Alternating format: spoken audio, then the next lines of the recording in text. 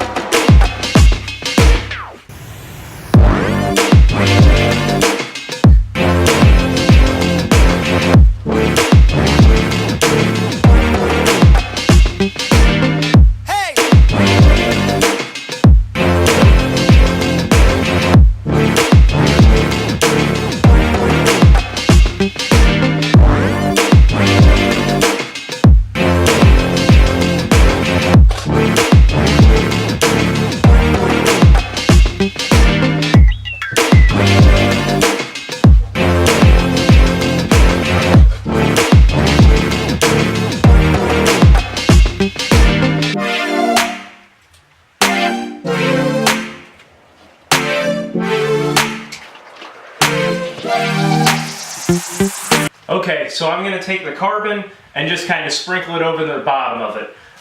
This is just going to help absorb any smells that some of the bugs don't get from decomp and all that jazz. So just a healthy dose. It's a big enclosure, so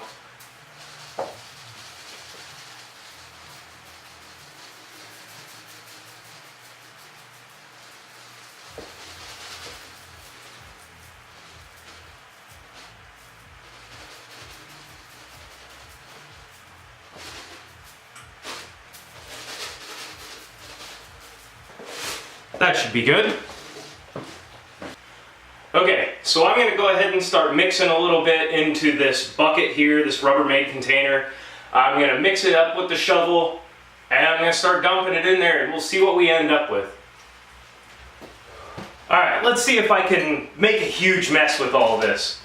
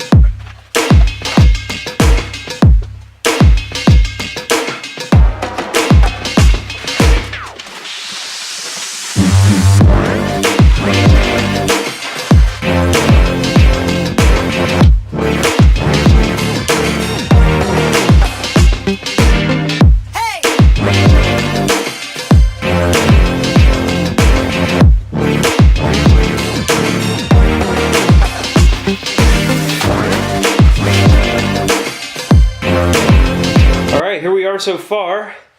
I've just got enough to kind of cover everything. I used enough to, made enough just to mix up and hold the edges of the fabric away from the edges, or up to the edges. I got a little bit more to go down there, but it's just going to be another hour or two of me mixing up some dirt and making it kind of the shape that I want, and then over top of it is going to go some mulch, just a little bit, not too much, just enough to kind of knock it down a little bit so it doesn't look so